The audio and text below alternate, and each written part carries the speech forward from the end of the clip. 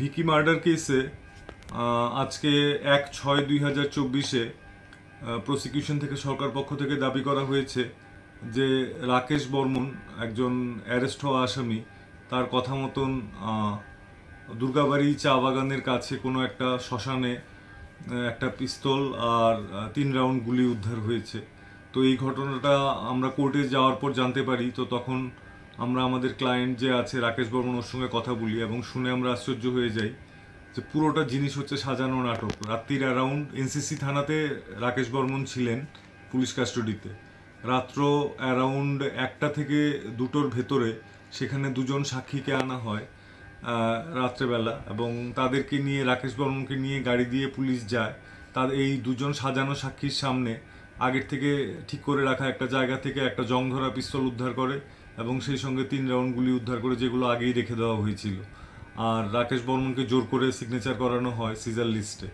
তো এই জিনিসটা যে দুজন সাক্ষী যে আগেই থানাতে বসেছিল সেটা যাতে প্রমাণ হয়, থানার রাকেশ বর্মন আমাদের পরিষ্কার ইনস্ট্রাকশন দিয়েছেন যে থানার এনসিসি থানার জিডি রুমের মধ্যে দুজন সাক্ষীকে এনে বসিয়ে রাখা হয়েছিল।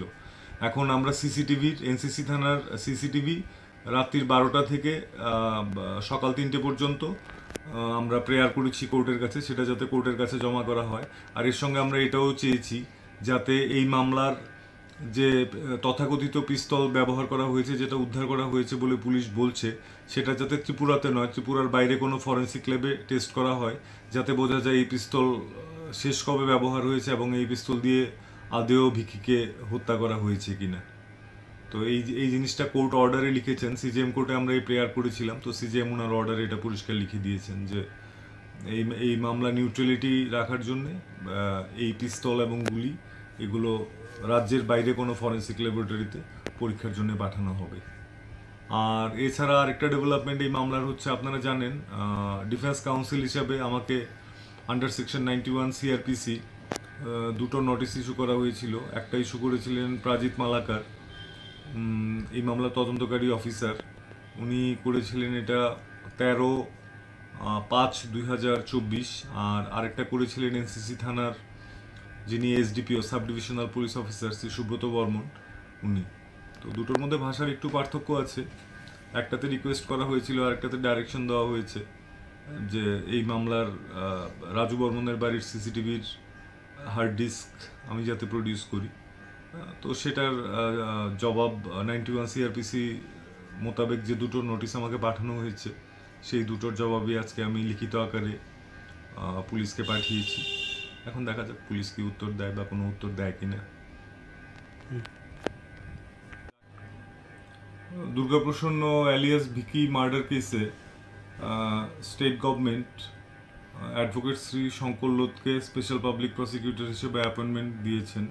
সেই সঙ্গে সিনিয়র অ্যাডভোকেট বিভ্রম নন্দী মজুমদার, ওনাকেও স্পেশাল পাবলিক প্রসিকিউটর হিসেবে অ্যাপয়েন্টমেন্ট দিয়েছেন। তো নর্মালি একটা কেসে দুজন স্পেশাল পাবলিক প্রসিকিউটর থাকে না, কিন্তু এটা যেহেতু কেসের ইম্পর্টেন্স বিচার করে গভর্নমেন্ট অফ ত্রিপুরা দুজন স্পেশাল পাবলিক প্রসিকিউটর অ্যাপয়েন্ট করেছেন, একজন ডেজিগনেটেড সিনিয়র অ্যাডভোকেট আরেকজন এমনি অ্যাডভোকেট শ্রী শঙ্কর লোধ।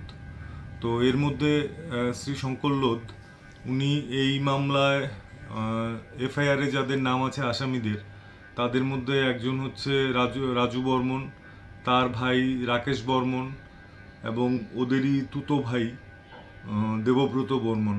তো ওরা 3 জন আছেন একই পরিবারের। তো শঙ্কর লোধ গত ভিকি মার্ডার হয়েছিল 30/4/2024-এ। আর শ্রী শঙ্কর লোধ যিনি এখন স্পেশাল পাবলিক প্রসিকিউটর, উনি 16/4/2024-এ রাকেশ বর্মন আর দেবব্রত বর্মনের হয়ে, তাদের অ্যাডভোকেট হয়ে, আসামিদের অ্যাডভোকেট হয়ে উনি হাইকোর্টে এপিয়ার করেছিলেন একটা কেসে বেল পিটিশন। ওটা হচ্ছে এয়ারপোর্ট পিএস 22/2024 সেই কেসে।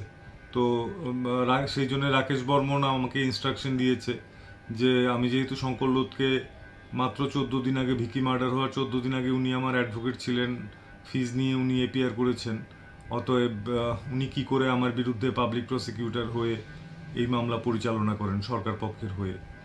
তো সেই মতে আমরা পিটিশন দাখিল করেছি আজকে মাননীয় সিজেএম কোর্টে, ওয়েস্ট ত্রিপুরা আগরতলা। তো দাখিল করে সেখানে রাকেশ বর্মন সে অ্যারেস্ট হয়েছে, সে নিজে সই করে পিটিশন জমা দিয়েছে, বলেছে যে মামলার যেই মামলা মানে এয়ারপোর্ট PS 22/2024 যেই মামলাটা, সেটা ভিকি ওরফে দুর্গাপ্রসন্ন নাকি কাউকে দিয়ে করিয়েছিল রাকেশ আর দেবব্রত বর্মন ওদের এগেনস্টে। তো সেই জন্যে সেই মামলাটার পেছনেও নিহত যে হয়েছেন ভিকি, সে ছিল। তো সেই মামলার ডিফেন্স কাউন্সিল ছিলেন, মানে আসামিদের পক্ষে রাকেশ বর্মন আর দেবব্রত বর্মনের পক্ষে দাঁড়িয়েছিলেন শঙ্কর লোধ, শ্রী শঙ্কর লোধ হাইকোর্টে। তো সেই জন্যে কনফ্লিক্ট অফ ইন্টারেস্ট আছে আমাদের লতে একটা কথা। আর এটা তো বোঝাই যায় যে আপনি 14 দিন আগে যার হয়ে মামলা করলেন, 14 দিন বাদে তার বিরুদ্ধে আপনি কিভাবে সরকার পক্ষের হয়ে মামলা পরিচালনা করবেন? কারণ আপনি তো যখন অ্যাডভোকেটের কাছে যাবেন আপনি অনেক তথ্যই বলবেন। আর রাকেশ বর্মন পরিষ্কার বলেওছে যে যেই মামলাটাতে শঙ্কর লোধকে ওনারা অ্যাপয়েন্ট করেছিলেন, সেই মামলাটার পেছনে ছিল ভিকির হাত। তো তারপর যেহেতু দুজন পাবলিক প্রসিকিউটর আছেন, কোর্ট আজকে অর্ডার দিয়েছেন। আর এই ব্যাপারে আমাদের ত্রিপুরা হাইকোর্টের কাভার্ড জাজমেন্টও আছে যে পাবলিক প্রসিকিউটর যেই হবে, পাবলিক প্রসিকিউটর বা স্পেশাল পাবলিক প্রসিকিউটর, সে আসামি বা বাদীপক্ষ কারুর হয়ে আগে কখনো সওয়াল করতে পারবে না। যদি সওয়াল করে তাহলে উনি পাবলিক প্রসিকিউটরের যে নিউট্রালিটি সেটা হারাবেন, আর সেই জন্যে করতে পারবেন না। তো সেই রুলিংটাও আমরা দিয়েছি হাইকোর্ট CJM কোর্টে। তো মাননীয় CJM একটা ব্যালেন্সড অর্ডার করেছেন। আমার মনে হয়েছে যে এই মামলায় যেহেতু দুজন পাবলিক প্রসিকিউটর আছে, তো সেই জন্যে রাকেশ বর্মন বা দেবব্রত, রাকেশ বর্মনের যে অলরেডি অ্যারেস্ট হয়েছে, ওর শুনানি হলে সিনিয়র অ্যাডভোকেট শ্রী বিপ্লব নন্দী মজুমদার উনি এপিআর করবেন, আর অন্যান্যদের ক্ষেত্রে শ্রী শঙ্কর লোধ করতে পারবেন। তো এইভাবে তো চলে না, কারণ শঙ্কর লোধদের কাছে বেসিক্যালি রাকেশ বর্মন আর দেবব্রত বর্মন ওদের সমস্ত গোপন কথা ওরা প্রকাশ করেছে, ওদের কি কেস আলোচনা করেছে, ওদের সমস্ত ডিটেইল ওরা দিয়েছে। তো সেই জন্যে একই লোক 14 দিন আগে ওদের হয়ে মামলা করেছেন, 14 দিন পর ওদেরকে ফাঁসিতে ঝোলানোর জন্য মামলা করবেন। দুটো তো একসঙ্গে। ফাঁসি আমি বলছি কারণ এটা মার্ডার কেস, সর্বোচ্চ শাস্তি ওদের ফাঁসি হতে পারে। তো সেই জন্য ফাঁসির জন্য সওয়াল করবেন, তো সেটা তো ব্যাপারটা দৃষ্টিকটু এবং আইনের চোখে গ্রহণযোগ্যও নয়। তো সেই ব্যালেন্সড অর্ডারের এগেনস্টে এখন পর্যন্ত আমার যতটুকু ইনস্ট্রাকশন আছে, আমরা খুব সম্ভব হাইকোর্টে যাব, কারণ রাকেশ বর্মন এই অর্ডারে সম্পূর্ণ খুশি হতে পারেননি।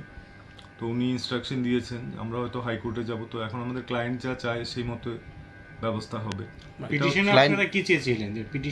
পিটিশনে আমরা পরিষ্কারভাবে চেয়েছি যে যেহেতু শঙ্কর লোধ 16/4/2024 ভিকি মার্ডার হওয়ার 14 দিন আগে রাকেশ বর্মন আর দেবব্রত বর্মনের হয়ে মামলা পরিচালনা করেছেন, অতএব এই মামলায় উনি স্পেশাল পাবলিক প্রসিকিউটর থাকতে পারেন না।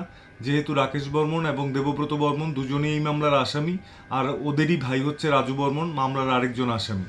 ওরা দুজন এখনো অ্যারেস্ট হয়নি, একজন অ্যারেস্ট হয়েছে, কিন্তু শ্রী শঙ্কর লোধ অ্যাডভোকেট উনি এই মামলা স্পেশাল পাবলিক প্রসিকিউটর হিসেবে পরিচালনা করতে পারেন না। সেই ছিল আমাদের বক্তব্য। মাননীয় আদালত যে রায় দিয়েছেন তাতে আপনারা সন্তুষ্ট নন? আমার ক্লায়েন্ট অ্যাপারেন্টলি সন্তুষ্ট নয়, কারণ বিপ্লব নন্দী মজুমদার যদি করেন, এটা মামলা ওভাবে বিচ্ছিন্ন করা যায় না যে আপনি একজনের হয়ে করবেন, কারণ সাক্ষ্য প্রমাণ সমস্ত কিছু জমা পড়ে সব আসামিদের এগেনস্টেই। তো সেই জন্যে ওইভাবে ভাগ আমার মতেও করা যায় না। তো আমার ক্লায়েন্টও চায় যে এই অর্ডারটাকে চ্যালেঞ্জ করা হোক। তো খুব সম্ভব আমরা এটার এগেনস্টে হাইকোর্টে যাব।